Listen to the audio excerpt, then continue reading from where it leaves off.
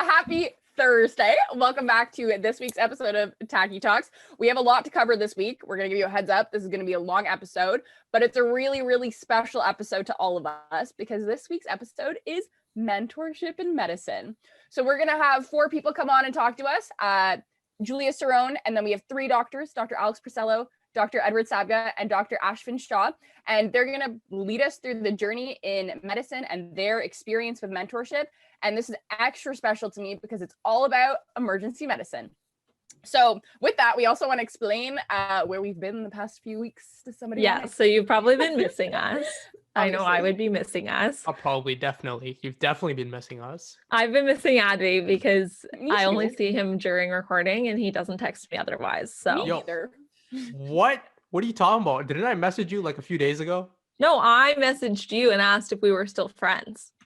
Do you know? No, you know what the secret to getting Advay to answer you is start being like, hey, how's your game stock doing? Or your GameStop stock doing? And then he sent you paragraphs. I don't want to talk about GameStop. Okay, but anyways, the answer is that we had the final exam for our Principles of Medicine 2 course, which means it was an exam on endocrinology, the reproductive system, MSK, neurology, and psychiatry. And it was very hard and it made us very sad. And so we didn't have time to record because we were too busy crying over our notes. That is that is the truth of the matter. Yep, that's a true story. And that's where we've been. But we know that it's interview season.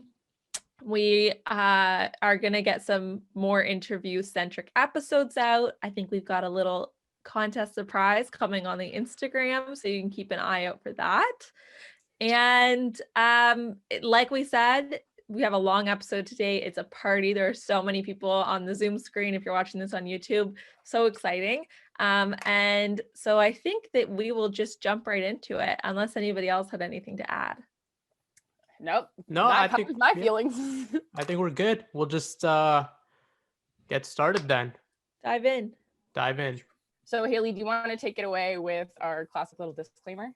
Yes, so we've switched it up. Here I am doing the disclaimer. I apologize if it's not as good as Kylie's disclaimer, but just do my best. But as per usual, we do not represent our institution. We are just some med students who like to get together and chat.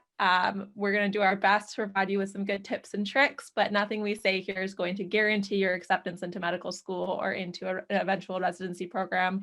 So we are not responsible for any of that. And with that, we can jump into the fun stuff. All right, sweet. Thank you for that disclaimer. It's so weird having you say the disclaimer instead of Kylie, but I know. But like, it's good to shake stuff up sometimes, you know? Good to change things up. Yeah, like this episode. So we'll start off by introducing our guests. And our first guest this week is Julia Cirone, who's a third-year medical student at the Schulich School of Medicine. And she actually graduated from Queen's University in 2018 with a degree in life sciences and currently is interested in pursuing emergency medicine. And that's a common theme I think you'll kind of figure out this episode. And our next guest is Dr. Alex Purcello. He's a family medicine resident at the Northern Ontario School of Medicine, currently located in Thunder Bay. He completed his undergraduate degree at the University of Windsor in human kinetics, and then a master's degree in biology at the University of Windsor. And then he graduated from the Schulich School of Medicine, Windsor campus. So lots of time spent in Windsor. Graduated in 2020, and he's now looking to pursue a +1 in emergency medicine. Our next guest is Dr. Sabga. Ed graduated with honors from the University of Western Ontario in 1990 and completed his Royal College training in emergency medicine in Winnipeg, Manitoba in 1996, which was also the year I was born. Me too. That's the year I was born too. He worked on staff there for 1 year and then worked for 7 years at the University Health Network in Toronto. He's been practicing emergency medicine in Windsor since 2004 and teaching medical students as often as he can. In addition, he is the International Medical Director of Latitude Air Ambulance, an air ambulance company with a fleet of 6 jets in Hamilton, Ontario. All right, and last but not least, our final guest for this week is Dr. Ashfin Shah. Dr. Shah graduated medical school in 1974 from the University of Glasgow. He practiced emergency medicine for 37 years at St. Boniface Hospital in Winnipeg, Manitoba. In 1997, which coincidentally is the year I was born, he was awarded the Clinician of the Year award. In 2019, he retired from practice of medicine. And to speak to the level of this mentorship, he really is appreciated by emergency medicine residents since the beginning of the residency program in Manitoba in 1992. Dr. Shah was awarded the Mentor of the Year award on the event of his retirement. He was named the first recipient of the Dr. Ashfin Shah Mentor of the Year award. Alrighty. Okay, so it's gonna be a little bit different than usual, but we're gonna jump right into the questions today. And we're going to start off with I was texting Alex yesterday, and a very classic one. What made you interested / decide to pursue emergency medicine? So if anyone wants to jump in and start. Convince all of our listeners to pursue emergency medicine. Go. This is such a hard question. It's true. It's a very, very classic question. And it's also the kind of question when you hear it, like the first thing that comes to my mind is it's like the sort of thing that somebody might ask you in a residency interview. So there's a lot of pressure attached to the question, if you know what I mean. But I think if I'm just going to speak to like one of the first things that stuck out to me that made me more interested in emergency medicine maybe than some of the other specialties. First of all, obviously I had a great mentor in Ed. He gave me a lot of space to not only like explore what I knew, but build on what I knew and make sure that I thought through problems with logic, figured things out on my own rather than giving me the answers to things that I maybe didn't have the knowledge base for yet. So I think it just struck me right from the start as an environment that allows you to be constantly learning new things, constantly coming up with like dynamic solutions to things and thinking through problems that maybe like anything that comes in might not be something that any single emergency physician has seen before, but because of their experience before, you can build off that and move towards like a new solution to the problem that you have right in front of you. And to me, that seems like something that is pretty unique to emergency medicine. So just like this constant problem solving is something that's always really stuck out to me. Yeah. I would say Haley and I were working on our project last week, and in our personal statement, my new favorite line is the infancy of medicine that we're in. But even in this infancy of medicine, like that's something that I really enjoyed about Emerge too. And I like that everything is different all the time. Like you're never going to have the same shift twice. I know my first shift that I did ever with Ed, you said this never happened before, but we had 4 code blues in the same night, which I think was really interesting and really cool, but it's never happened again. You started to think that Emerge is always like that. Code yeah, at that point. Well, I joined emergency medicine. Unlike you guys, you're so smart. I joined by default. And thank God I did, because it's a very rewarding specialty. So a lot of times you think you're so smart choosing the best specialty. Not true. You join a specialty and do the best you can in that specialty. So there's time to grow in whatever specialty you choose. So I think students shouldn't panic that I chose the wrong specialty, because that's the biggest doubt most students have. I think go with your heart and your mind and see if you can do a good job with whatever specialty by knowing what you like. Like some people just don't like to do surgery, and that's fine. Most people get attracted to emergency medicine because it's such an exciting, instant feel and reward in looking after patients. So to advocate for our specialty, it's one of the best things that students all like. I went through all of med school thinking I was to become a gynecologist like my father. And even when I started my internship, my first year after med school, I still thought I was going to do that. And then when I realized that wasn't for me, that wasn't my calling, I was lost. I never thought of anything else. But I realized that was his dream and not mine. And then I fell into emergency medicine by accident. My next rotation after I realized I didn't want to do gynecology was emergency medicine. And that was back in the in 1990 when it was still in its infancy and most programs hadn't even started yet in Canada. And everybody who's doing Emerge seemed to be really enjoying it. And I guess that's what attracted me to it. And then the more I did it and the more experience I had in it, the more I realized that this was something I could do for my life. And I still look forward to going to work now every day, 25 years later. That's so beautiful. I love it. Do you think if you had another specialty after your OB-GYN rotation that you would have fallen into that specialty? What do you think? No? Okay. No. I was already set to, after I realized I wasn't going to do that, I was set to take a year off and figure out my life. And I would have eventually fallen into Emerge somewhere or family practice. Okay. It was destiny. I like that.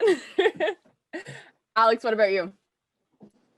Yeah, so I guess my interest in Emerge started a little bit earlier.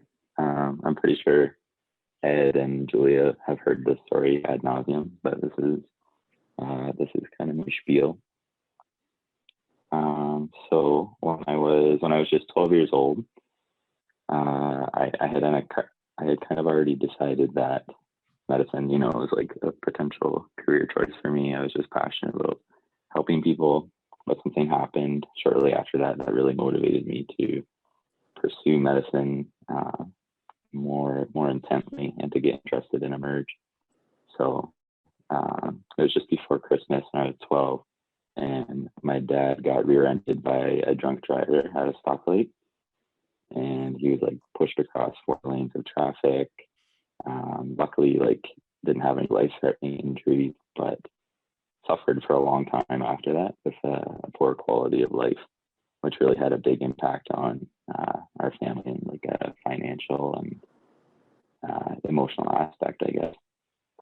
And while he was being worked up in Emerge, just as part of his routine imaging after that, it was found out that he had a meningioma at the same time. So for the next few years, we went through a lot as a family, experiencing medicine on the patient side of things. And when I was originally in Emerge, when he was first being worked up, I saw the chaos of the resuscitation room, but also the coordination and the teamwork and the positivity that was there. And that's really what first inspired me. I think that's what got me interested and said, I think it's just one of those moments in your life where you feel that this is what I'm supposed to do. I feel like I have to pursue this further. And that's what originally got me into it. And then early on in med school, I think it was October during my first year, is when I first met Ed, and it was for his guest talk on drug-seeking behaviors.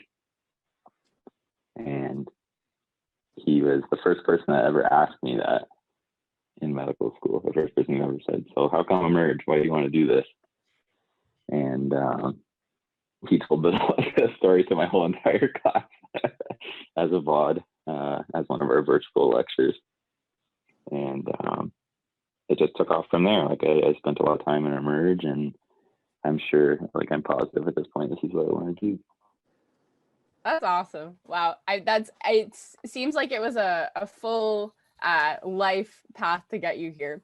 And, I think we kind of already answered this question a little bit, but basically figuring out what specialty that you want to go into. I think everyone kind of mentioned that they had something happened in their life or some situation where they fell into the Emerge, and that's kind of what inspired them or showed them that this was a specialty that they wanted to pursue. I don't know, Dr. Shah, do you have any other tips with how you found emergency medicine or knew that was a specialty you wanted to go into? Well, I had done, I was in Britain for 6 years after I qualified in 74. I did general practice training for 3 years and did anesthesia. And then I immigrated to Canada.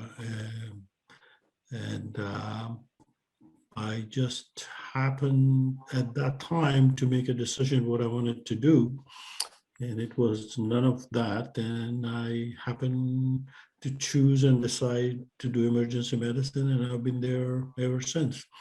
So my life actually started after choosing emergency medicine and then getting the qualifications and training and everything. So it was a time when emergency medicine wasn't a specialty, but now we are much more structured and we can make all the medical students' dream come true now.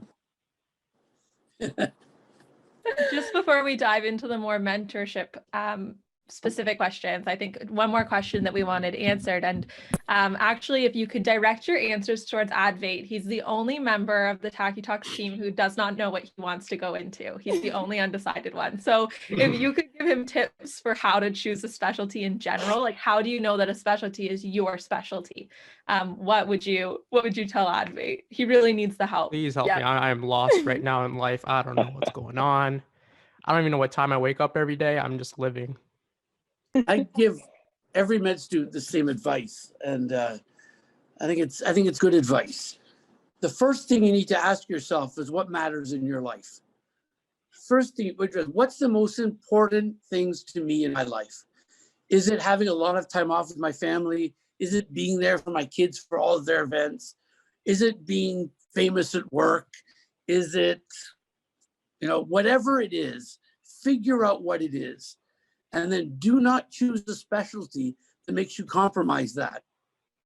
Because no matter how much you love doing surgery, if the most important thing in your life is always being there for your family for all the main events, you're going to resent your career for making you sacrifice or compromise something that was really important to you. So do not pick a specialty that makes you compromise the most important things to you. That's question one. And then question two is to pick a field that fits your personality. If your personality is, I always have to know what's going on, I have to have things very organized, I hate surprises, don't go into emergency medicine. Go into anesthesia. Yeah, that's exactly. He gave me this spiel on the first shift that we ever did together.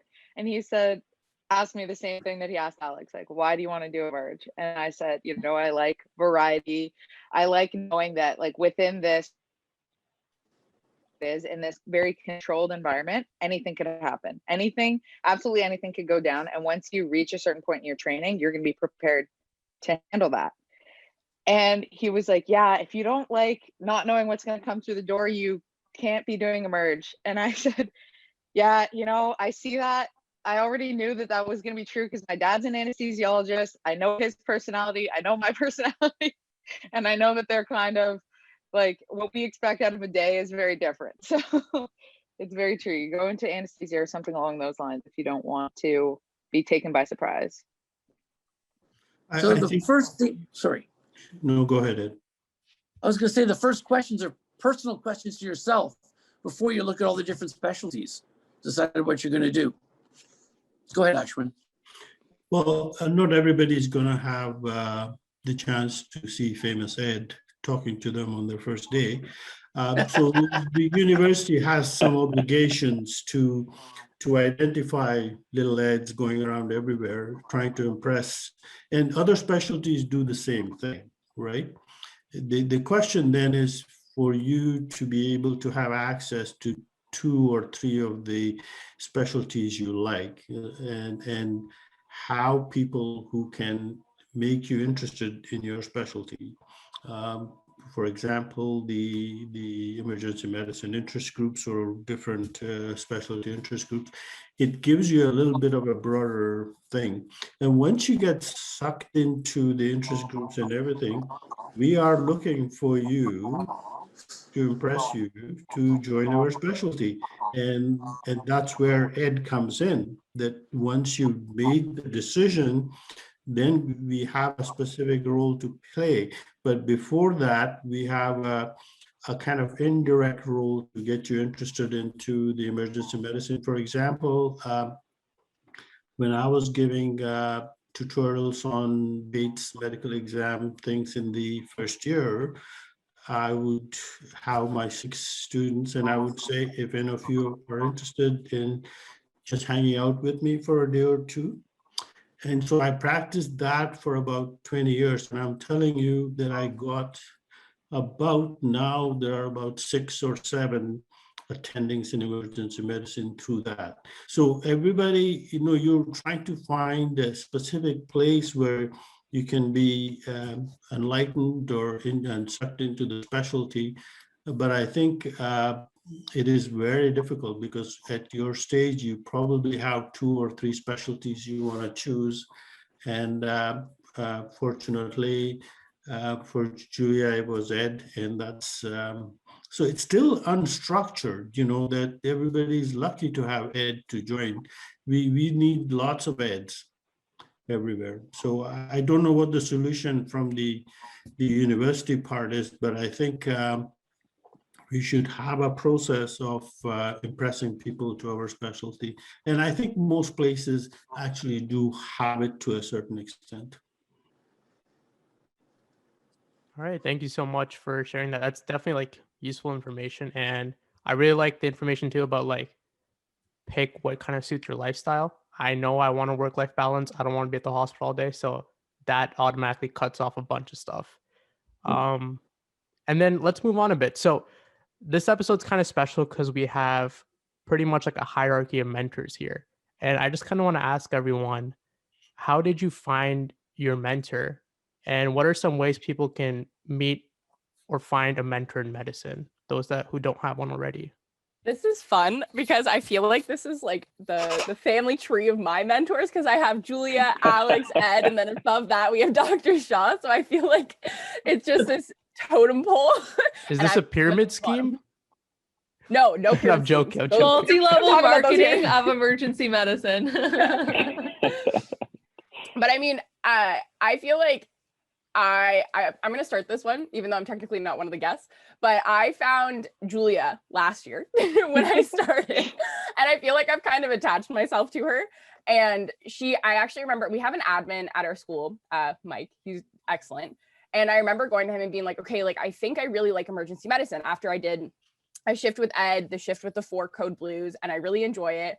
And he was like, you need to go talk to Julia. And I was like, okay. And he was like, Julia is the emerge expert. She knows everything. And I was like, okay. So I attached myself to Julia. Julia, actually, I think you took me to my first shift with Ed and you showed me everything. You showed me around. I asked you a million questions, even things that you might think are stupid, but they're important. Where do you find scrubs? Where do you put your backpack when you get there? She showed me everything. And then from there, there was a shift that Julia wasn't there, but Alex was there. And then I attached myself to Alex and I asked him 100 questions. And then since then, I've done, I think, most of my shifts in the Emerge with Ed. And then, well, not at the moment, but because of the pandemic. But from there, I think that being at the bottom of the totem pole, you just kind of have to attach yourself and ask people questions and tell people and express your interest a lot in the specialty, which is what I found has helped me a lot. And, everyone, I find with Emerge, everyone loves talking about Emerge if they're interested in it. It's when I talk to people about it, I feel like it's hours of me just telling them all the things I like about it. So I don't know, Julia, if your experience has been different. So first of all, I'll start off by saying couldn't be happier that you've attached yourself to me. I feel like it's more two-way street than you're portraying it to be, because we support each other a lot, I think. But I kind of had a similar experience. So when I first came in, I did also sort of have an inkling that I was going to be interested in Emerge, and I wanted to be open to other things. So I spent some time observing also in ortho and family med, a few different specialties. But I knew that I had, some level of interest in Emerge. So it was also Mike, the admin at Windsor, who told me okay, so the best person, the most classic person, if you're interested in Emerge, the person who will give you a fantastic, fun time, give you all the advice, is Dr. Sabga. So go do a shift with him. Who told you that? Mike, the admin. Oh, the admin you paid money to, Ed. Yeah, exactly. He's sponsored by Sabga. So I sent him an email, and I had no idea what to expect. And I went to, I don't remember what month it was probably October first year. I went to the emergency department. I was on time. I sat at the back desk. I was waiting for Dr. Sabga to show up, not knowing what he was going to look like at all. For the record, if you're ever in the Windsor Emergency Department and you see a man in a black hoodie carrying around a carton of coconut water, that's Dr. Ed Sabga. No. Or the sweater that you can't replace my medical degree with Google. That's my other favorite sweater that you usually wear a lot. Exactly. Yeah. So he showed up, and then we kind of had that chat about like why I was thinking emergency medicine and all that sort of thing. And then just like I sort of shared earlier, what really struck me was that he was able to set me free and just say, like, figure it out. Like, if you don't know what's going on, think through it. He always gave me the time, think through it, think about it logically, build on what you do know. Even if you feel like you know nothing about like this particular presentation, there's something in your brain that's going to contribute to helping you figure out what's going on here. So that was the start of what inspired me, I would say.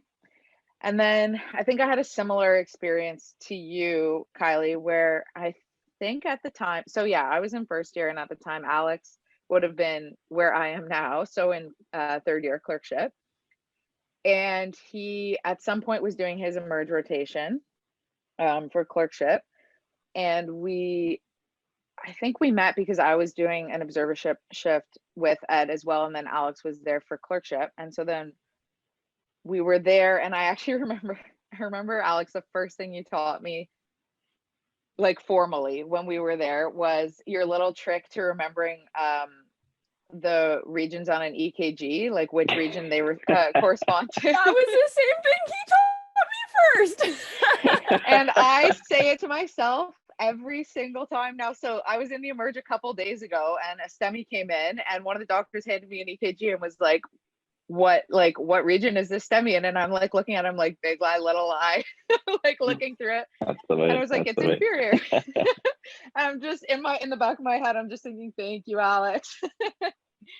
And then I'm sure we'll elaborate on this a little bit more in terms of like, you know, how you know who your mentors are and stuff like that. But we did have, like, there was one experience in the emergency department that I'm sure Alex remembers as well, where we just had a really difficult case, and a case that hit home really hard for me personally. And I won't go into the details too much, but it just hit me really hard, and I had to kind of take a step back and take a break and sit on my own.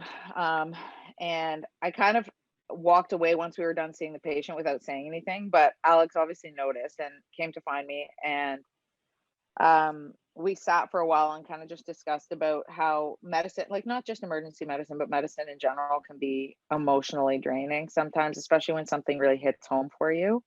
And so as much as like the teaching aspect of having a mentor is very important, the other thing that I realized then is that having somebody who understands your experiences, what you might be going through, the emotional roller coaster that can sometimes happen, and will make you feel comfortable sharing that, that's also a very important characteristic to have in somebody who you consider a mentor as well. So that was the experience that kind of led me to feel like really comfortable with Ed and with Alex as two of my biggest mentors in Emerge. Yeah. I gather you're all in love with Ed, eh? Hey, he's taught us a lot.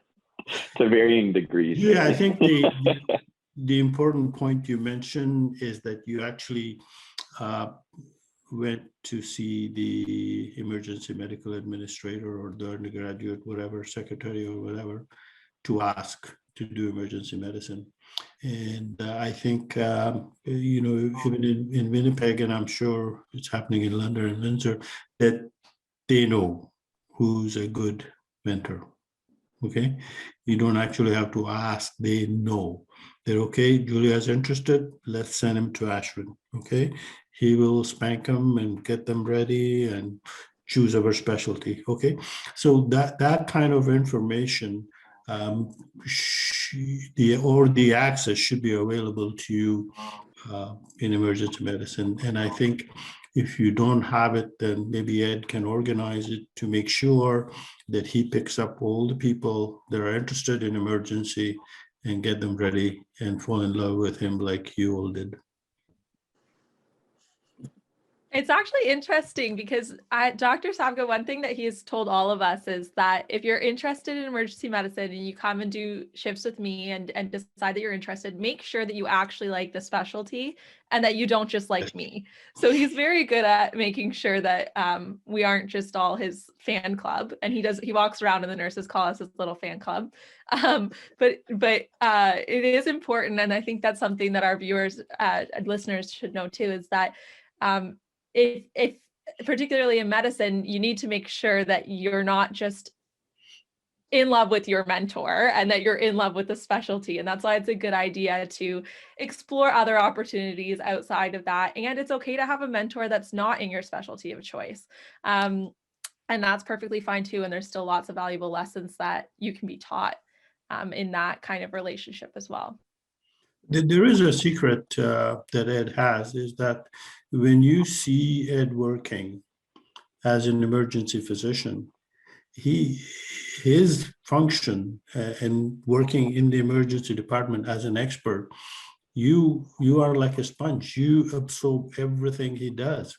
And then not just what he says, but you say, man, this guy is enjoying his specialty. And he doesn't put an act on, he just goes around doing his normal work. And then that's what, students can figure out who their mentor is without the mentor doing anything special. But most of people like Ed who work hard and love their specialty, and me, they know that this person is worth listening to. And that's how it starts, and hope Ed continues to do that. I wasn't looking for a mentor. I wasn't sure. I didn't know what mentorship was. Did you need a mentor? I went into Emerge not knowing a lot about Emerge, and obviously not having a mentor to guide me to Emerge. I fell into it by accident during my internship year. But then I got to Winnipeg, where I spent 4 years in residency. And over the time there, Ashwin, much like you're saying about me, loved his job. I was drawn to how much he enjoyed his career. I was drawn to how much he loved doing what he did. And I loved doing it with him. And I started emulating a lot of things about his style. And a lot of things I do are things I saw him do. A lot of times I would catch myself and go, what would Ashwin do in this situation? How would he treat the situation? How would he treat this patient? How would he treat this person? And I learned a lot from him, and I ended up emulating his style and his enjoyment of the career. And it's only later in my residency that I even realized that he was becoming my mentor, that he was the ER doc I wanted to be most like. He's the person I hoped someday somebody would compare me to. And we became friends. I mean, he came to my wedding. He flew down to Southern Ontario and came to my wedding. And last year when he retired, I surprised him by showing up at his retirement party. You form a very special relationship with somebody who you emulate for your career. That might be, it's a very beautiful relationship me and Ed have. But at your stage, it's nice to have Ed to direct you where you are. You can't really think what you'll be like in 10 years or so. But I think it's good to have Ed in Windsor there for you. I was gonna add also, I think Haley makes a really good point, like that as you said, it's important to make sure that you really like the specialty itself, and not necessarily just, being around your mentor specifically because you happen to get along really well. That's obviously like an added bonus if you do really get along with the person, just personality wise. But that also has been something that Ed has emphasized to me as well. Like, he knows that I want to make sure that I explore all different styles of practice and all that kind of thing. So I've also tried to make an effort to spend time doing shifts with a bunch of other doctors in the department as well. You know, like a lot of them are great about taking on students and teach like just as well, and have very different styles. And I've always have found, like over the past 2 years or so, I found that that contributes so much as well to your identity in medicine, just seeing all the different styles, because everybody practices so differently. Everybody's bedside manner is so different. Everybody's way of approaching a problem or a differential is so different. Even just something simple as like somebody's threshold to CT something, you know, like everybody has very different things that they've, depending on how they've come up in medicine. So I've always found that very important. And I think it's good that you stress that, Haley. Like it doesn't even have to be somebody within your specialty, just the ways that different people practice and interact with their patients in the medical world. It's very valuable to just see that variety, I think. I encourage that. Once I Yeah. realized a student is very interested in Emerge, I encourage them to start working with a few other doctors to learn other styles. So they can take a piece from everybody and create their own style. Mm-hmm. Yeah, exactly. I think the concept, Julia, is to become a groupie in the specialty that you are interested in. And suddenly the word goes around that, oh, Julia would like to do emergency medicine. And then you'll be surprised. Everybody is teaching you so much stuff that you say, man, this is great. So I think introducing yourself as a groupie will make a big difference. But unfortunately, you know, not many people feel, oh, I'm not sure whether I should do emergency medicine or internal medicine. But if you made up your mind, become a groupie. And there are a lot of resources in each of the universities to become that. And then, you know, of course, get into the specialty of practicing emergency. I love that you say that as I'm sitting right in front of my Bruce Springsteen poster. It's like, I'm a Bruce Springsteen groupie and an emergency medicine groupie. I mean, Julia, how many people did you bring to do rotations with me? You text me about doing a shift and can I bring some friends? And I think most of the people in the second year class came to Emerge with you for their first or second shift. Yeah, I mean, I think because they knew that I was comfortable there because I kind of jumped on it early. So then it feels easier to go with somebody who you feel like is more on your level, you know?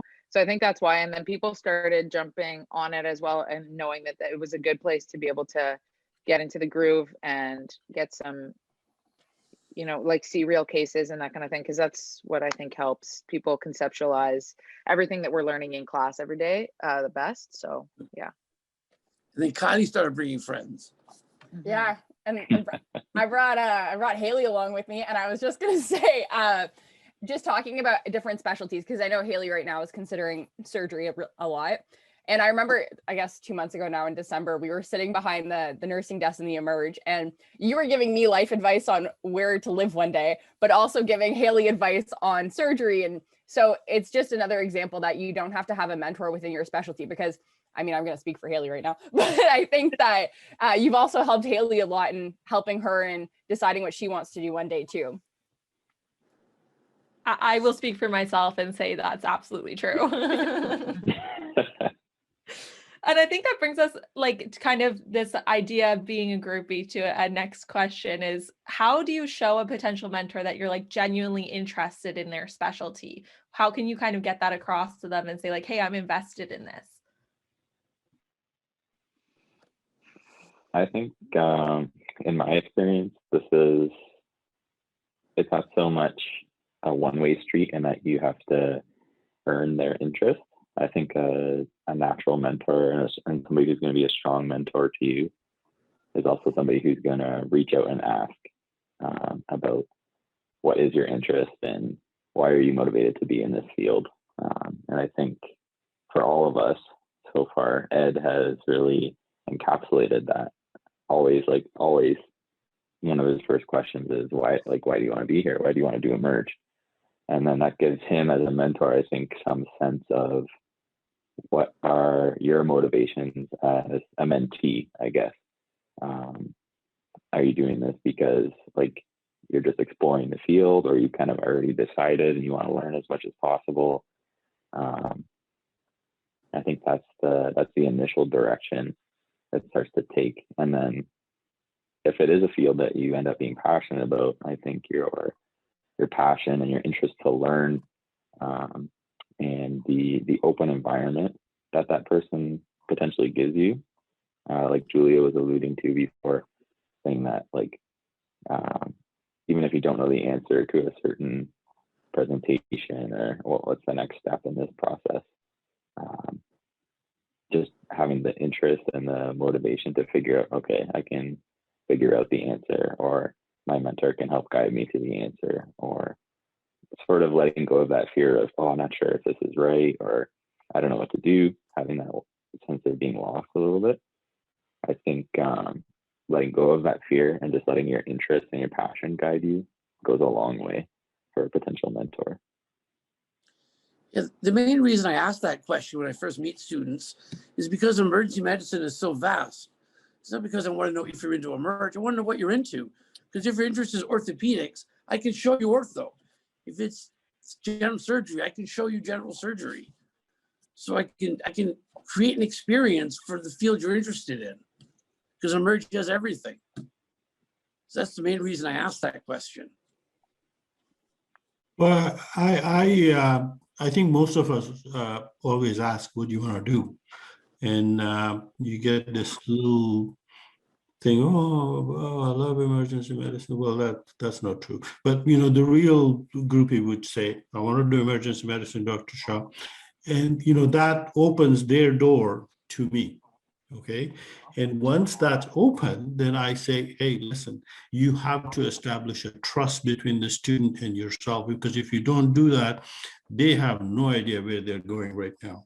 So what I suggest to them is that, okay, I will have a day with you. I will go around, follow me, how I work and everything. And then I'll see what you do and everything. And then if I see that you are lacking in something or need to do something, I will tell you, okay? And please don't feel bad about it, and nobody else will know about it, because I think you can't suddenly be an expert and impress Ed and say, Ed would say, okay, you're my buddy. You can't. So we have a role to play. I have a role to play. So if they are really interested in emergency medicine, I'll open my box. I will show them all the tricks, okay? And that is where the mentor comes in. He's not there to check you out to see if you want to come in emergency. He's like Ed, he's showing you all the tricks that you would love the emergency medicine for and everything. So I think the mentor has a role to play once the trust is established, and then you know that, you know, Ed is our buddy. Straight away, you can tell in the first day. And that's where the mentorship starts, okay? And that's how you're all loving Ed, because he has opened his box for you. And I think the more attendings keep on opening their boxes to you, but that will only be open if you show your 100% intention, your intent. You know, that kind of brings us to our next question too, I think, a little bit. And what are some tips for maintaining a mentorship? Like, once that box is open, how from the student can we maintain that mentorship throughout the years? I think it's a two-way street, because if the mentor doesn't do anything after the camps and everything is finished, then it just disappears, because then you have a role to play in doing your residency. But if you are in the specialty, if you are in the university, the mentor will again shine, the student will again shine, and you will continue to learn. And in residency, you'll probably develop 2 or 3 more mentors, okay? Especially if you like IPA, then you can make more friendships with them. Am I answering that correctly?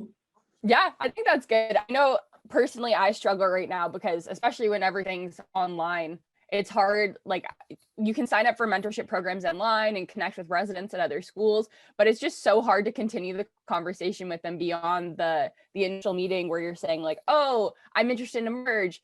How can I be a good candidate for emergency medicine? So I think, yeah, those are good tips.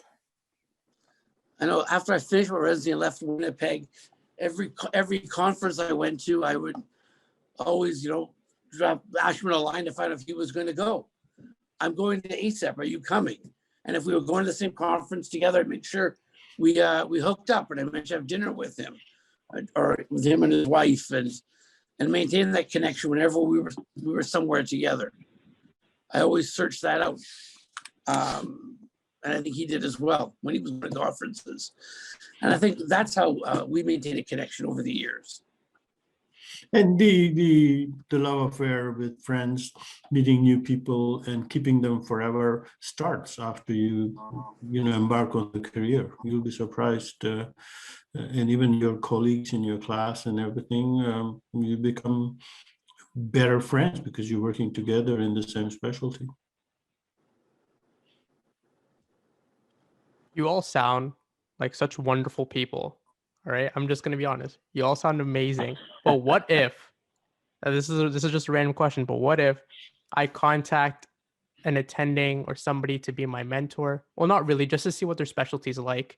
I start to fall in love with the specialty. I really want them to be a mentor person to me, but they seem very disinterested. Where do I go from there? Because I'm sure a lot of physicians are busy and not everyone has the time. For You this. chose My the group- wrong. Go ahead.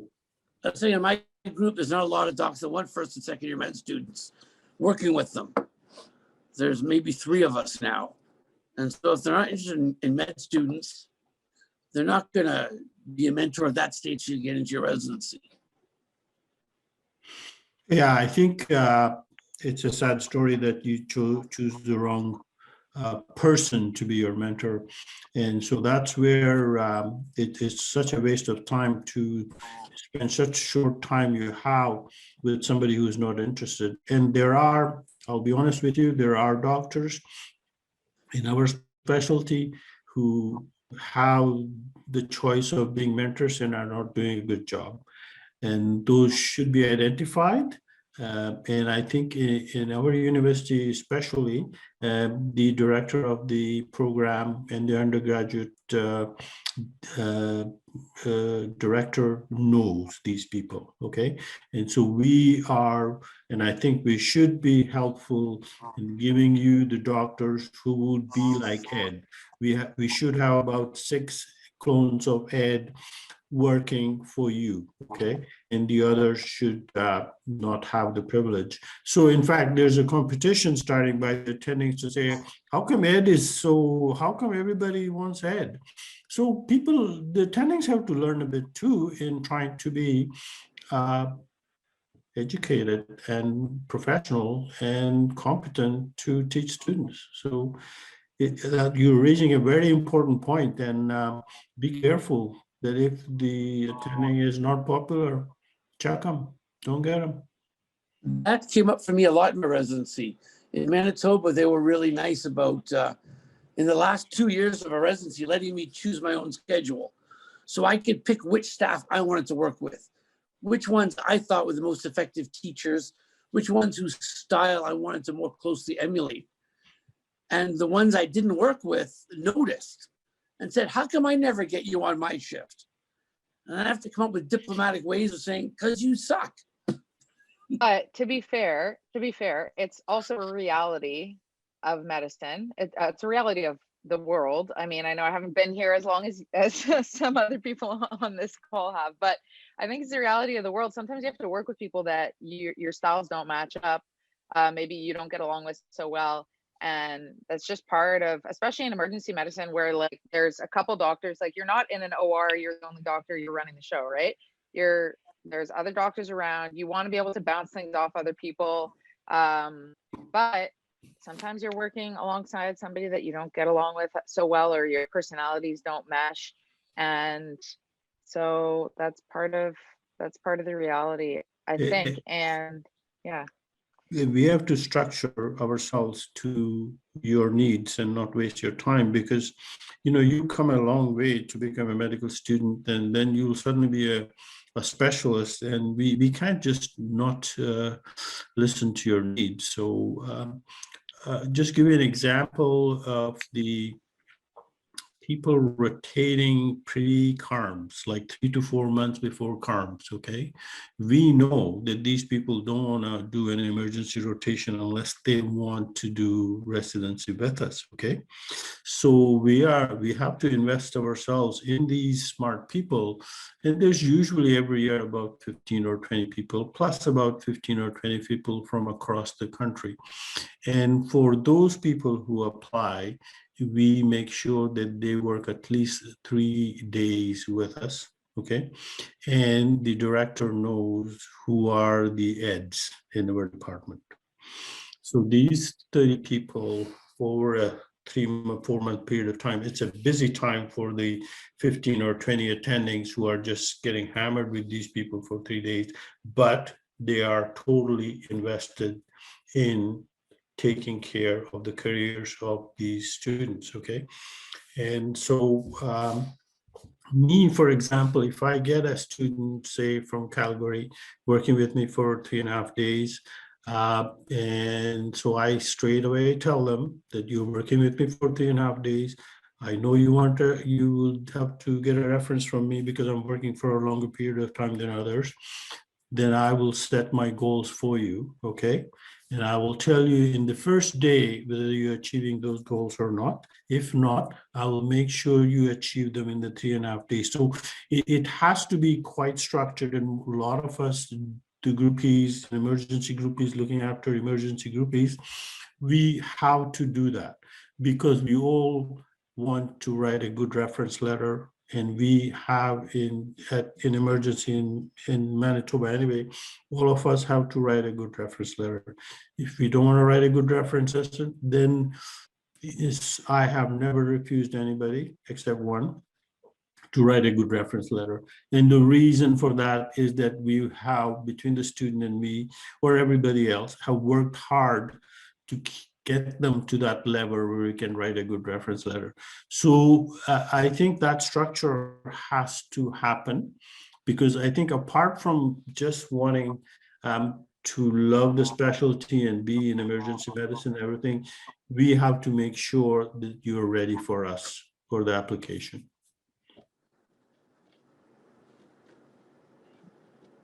Advid, I know you said that was just a random question, but if you are nursing a little bit of rejection there, I just want you to know that we're all here for you, okay? No, it was, thank you. Thank you. Advid, I think it was a really good question. And just sort of reflecting on and also echoing a little bit of what Dr. Shah mentioned, I think you can tell just from his description of how like a typical rotation with him would go. You can already see like it's very structured from the beginning. He knows like he's already invested in you as a student, and those are things that students pick up early on, I think, in a mentorship relationship. Yeah. And that's what I think ultimately gets the student to come back again for more time and to develop their passion and their interest in that field. And you're right, there are attendings inevitably, just as there's different people, there's different attendings that have different styles and their values that Ed kind of asks you about when you first start. None of like their values just don't line up with, you know what, I really want to be a good mentor to medical students or to people that are interested in my field. And that's totally fine. Yeah.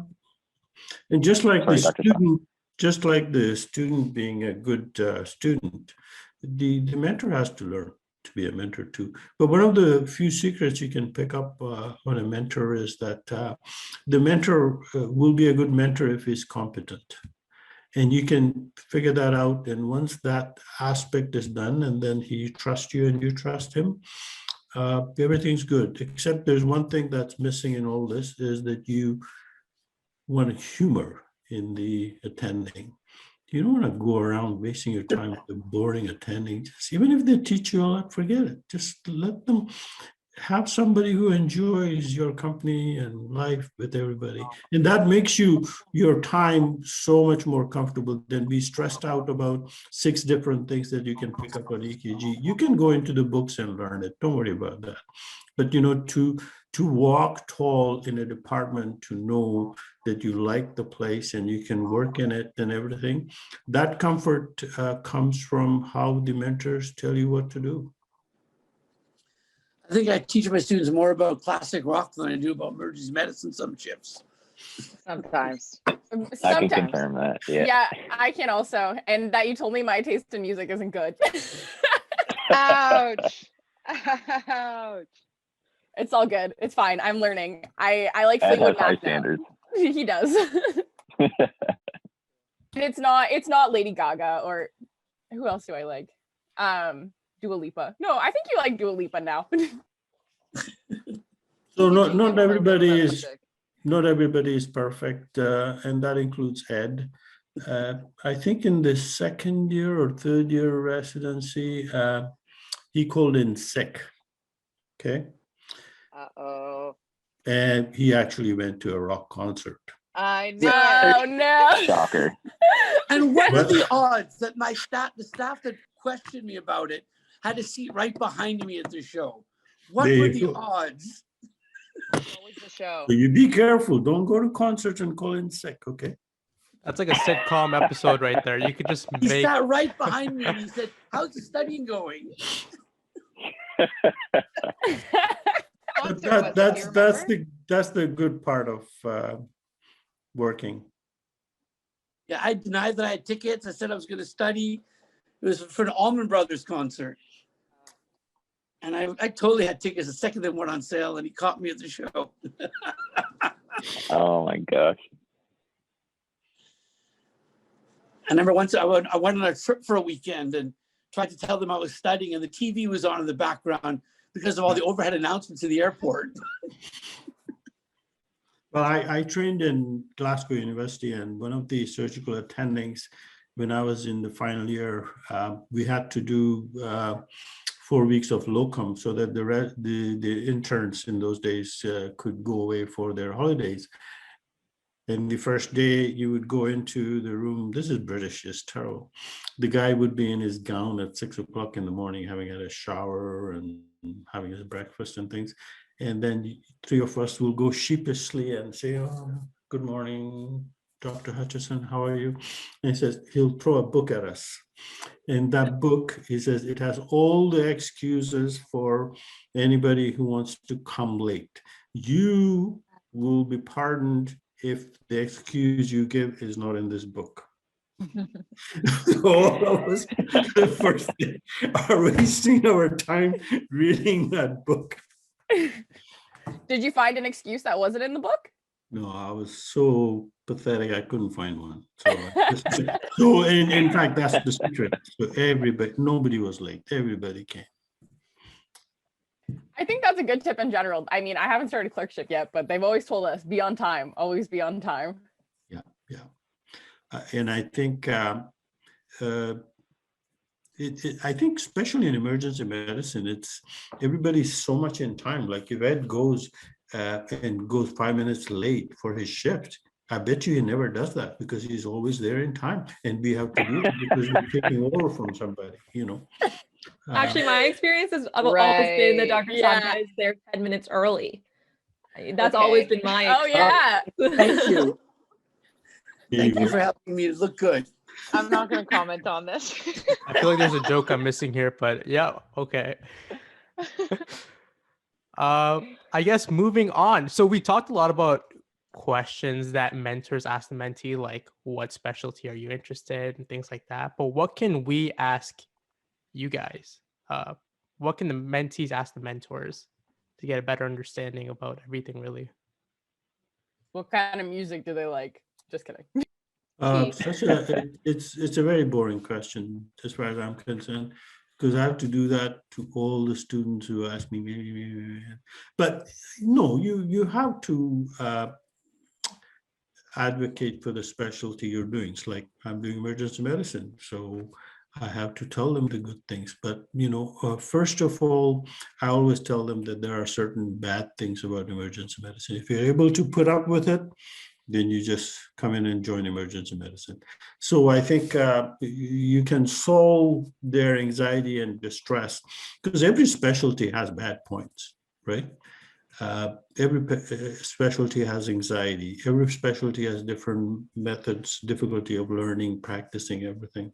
So I tell them the bad points about my emergency, and I say, if you're prepared to put up with it, which I have put up with it for all these years, join.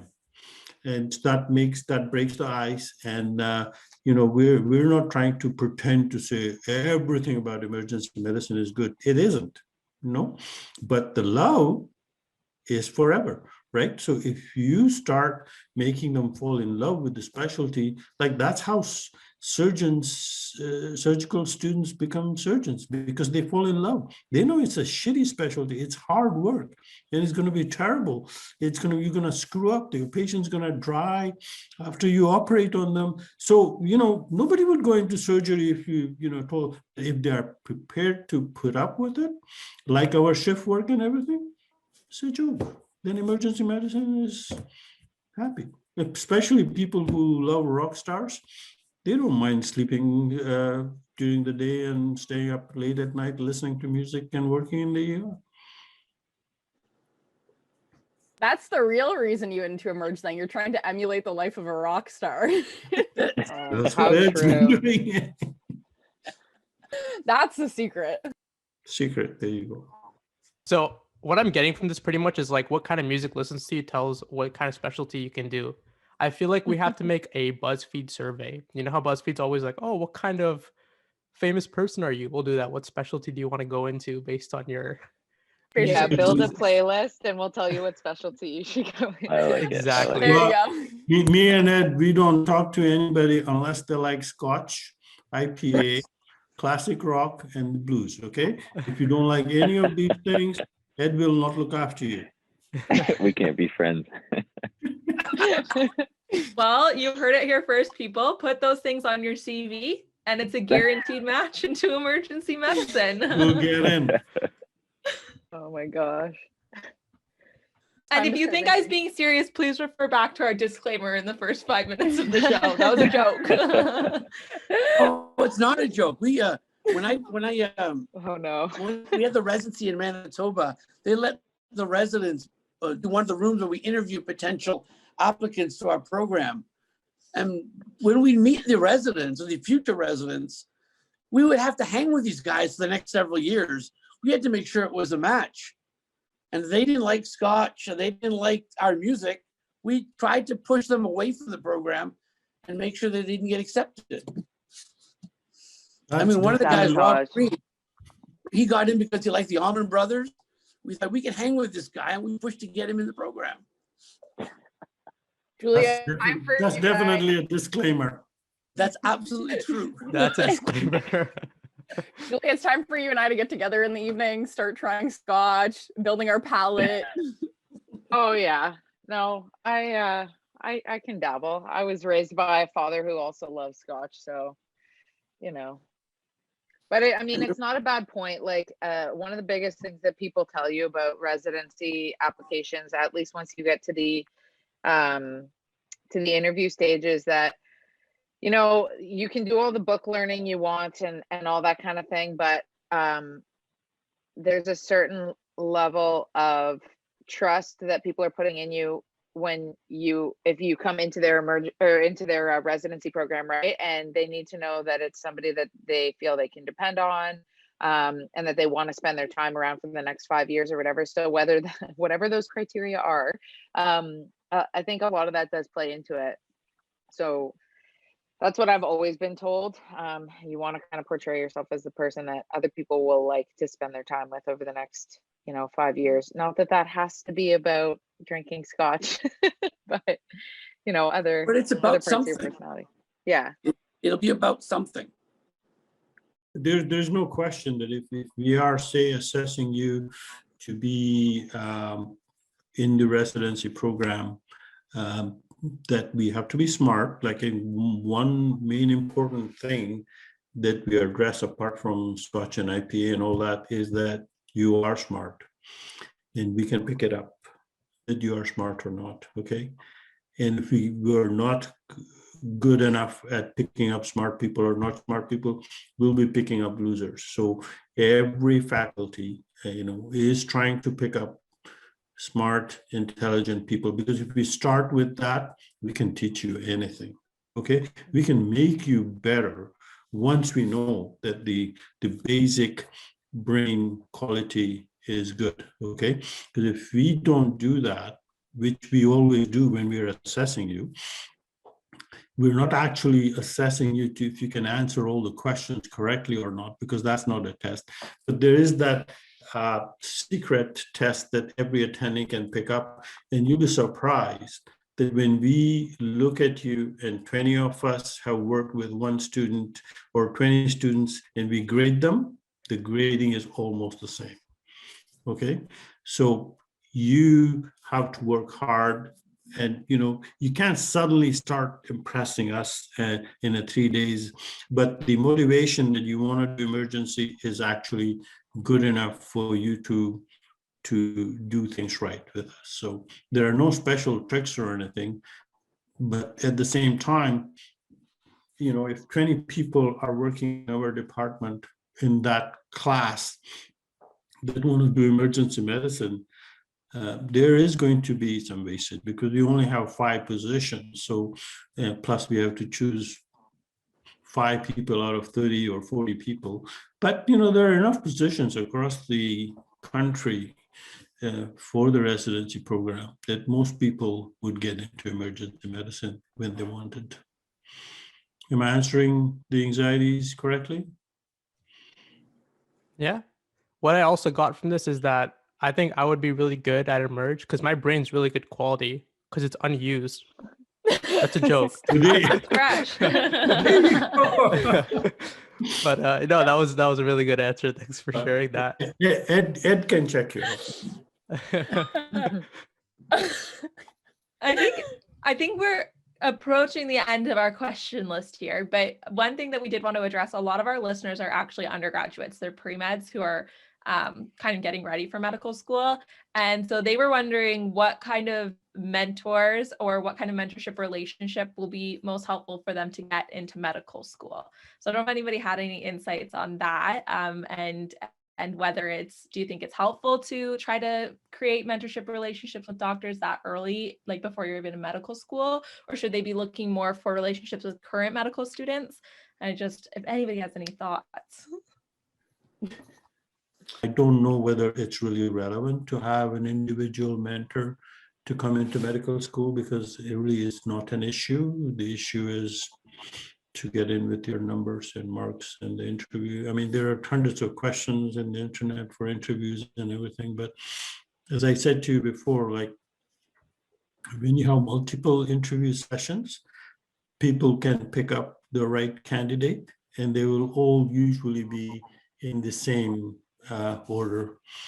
Yeah, that's actually great because I know a lot of pre-med students, and it gets more competitive to get into medical school every single year. And I know a lot of them have anxieties about like what they need to do to be prepared. And I think kind of the idea that you don't need to have a one-on-one mentorship relationship with a doctor will be very relieving for them to hear. Yeah, I think the marks and a good brain counts. And that's what medical school interviews are, to pick up a smart person so that, I mean, you have not been trained. You can't be a doctor when you're applying to be a doctor. So nobody expects you to be smart in any medical questions or anything. And that's not what the interviewers are looking for anyway. I think with that, we have 2 fun questions for you. The first one is, if you could choose any other specialty to practice in that's not Emerge, what specialty would you pick and why? I would actually, I had 2 specialties. I have a family medicine training as well. So I would have actually liked to do family medicine too, which I did for about 10 years. I am inclined to be a kind of primary care acute person And as all of you mentioned, that emergency medicine is just you have to make quick decisions. And family medicine is slightly similar too, except it extends over time. I wouldn't want to do ophthalmology or surgery. To me, it is just not. When I was little, my impression of a doctor was a family doctor, not a surgeon, and I kept up with that. I know I haven't even come close to securing my spot and going into emergency medicine yet, so I can't say if I was going to pick a different specialty. But what I can say is that if there was anything else that I have considered, and who knows, like I'm only halfway through clerkship, so I'm not going to keep myself completely closed off. All I know right now is that Emerge is what I enjoy the most so far. But if I was going to consider something else right now, the other thing that I do find super interesting is orthopedic surgery, just because there's something so incredibly satisfying about fixing a bone in a very concrete way. Like it's something is broken and there's a very concrete solution, and you fix it, you close it up, it's pretty, it's neat, and you walk away and it's fixed. Hopefully there's no complications, but there's something to me about that is so satisfying. And that's why setting bones in the emergency department is one of my favorite things to do. Interesting. Alex, Ed, what do you guys think? I had no idea. I have no idea what else I would do. I'd probably quit medicine and become a sound systems technician for a band. Of course. I did that in high school. I was a sound man for a bar band for about 4 years. And I enjoyed that. That sounds right. I don't think I could see you doing anything else other than Emerge, so that makes sense. Yeah. Alex, what do you think? Yeah, I think for me, I think I feel pretty similarly to Dr. Shah. I think I would identify myself as somebody who's more like a frontline primary care person. So the only other thing I could maybe see myself doing is something like family medicine. But anybody who's met me knows my heart's all in Emerge. Yes, definitely true. 100%. Okay, and we're all lucky that we can choose the specialty we like and live with it forever. That'll be a nice dream for every doctor. Absolutely. So last question. Julia, I don't know if you can answer this one. Alex, you might be able to help because of your proximity. But Haley, Advait, and I are all from Ontario. And we're very curious what a Manitoba winter is truly like. A question for me? For you or Ed. You both, Dr. Shah, I think you have a lot more Manitoba winters under your belt. Yeah, it doesn't know anything about winters. I just on a lighthearted thing, but it does answer it. So one of the students many years ago, and I have a nasty sense of humor, but anyway, this student asked me while we were doing the CARMS interviews, so he says, well, Dr. Shah, what do you think about why are you in Manitoba for so many years? So, I had to answer. My first answer was, I said, I'm brown. And do you think I'm here for the weather? No. Okay. So Manitoba is not a nice place to stay. 6 months of winter. I've been here for 40 years. But we are in Canada, and life goes on even with the winter, just like it does in Windsor and Toronto and everywhere. So I never lied to people about the fact that Manitoba is cold. That's a fact. End of story. When I applied they accepted me for my residency, I remember they called me and offered me the residency position. I was busting style with Dr. Swirsky. And I said, well, what are the winters like in Manitoba? Before I said yes to the program. And he said, well, it's a dry cold. It'll feel the same as the winters in Toronto because it's such a dry cold. And I said, oh, but I need a block heater for my car. So absolutely, definitely you need that. He says, so my car will think it's colder, but I won't. I've Yeah. heard that story so many times. Yep. That one's an Ed classic. It's a classic. Yeah. But I think most people, Canadians who come to Manitoba, to Winnipeg for an interview, they have some idea of the bad weather, and I know there were many times. Let me just clean things up for you. That a lot of people didn't want to come to Manitoba. But now the specialty and the training record that we have is getting so much more, like we are kind of well known. So people come to Canada, people come to Winnipeg and are prepared to forego the bad weather. The second thing that happened that is attracting students to do residency in Manitoba is that the pay structure, which is really, you might not think it's important, but it's important. Over the last 7 to 10 years, we've become what we call the Prairie Ontario average. So the residency salaries are equal, and at some places even better than Ontario. So that has made everybody, because, whether you like it or not, that is a major concern once you're into program and everything. And so that has become a bit of a better equation for people to come to Manitoba. I'm plugging Manitoba. I hope you are looking at me. I loved my years in Winnipeg. I really did. And when I think back of my days in Winnipeg, the weather doesn't even come back in the memory. It's all the great times I had, the people I met. It was some of the best years of my life, those 5 years I spent in Winnipeg. I really loved it. And Winnipeg's a great city with opportunities and experiences I don't think I would have had anywhere else. Some great restaurants. I had a great time there. I feel like I've heard lots of good stories about Winnipeg in the past year and a half. So we'll wrap it up. We don't want to hold you guys for too much longer. I'll say the biggest 2 lessons that I learned from this episode were to be a groupie and to live in Manitoba. So that's what I'm taking away from this. And I hope you guys all had fun with us. We had so much fun having you. Thank you so much for taking the time to come do this. I think that, like I said before we started, I think this is the episode that's going to launch us into podcast fame. And we'll credit all of you for that. Thanks so much for having us. I had a great time. Thank Thank you. you for again, having me. everyone. Thank you. Thank you for being on. And I guess that has been conclusion of episode 18. I think I forgot our numbers. 19. It's 19. I checked last night.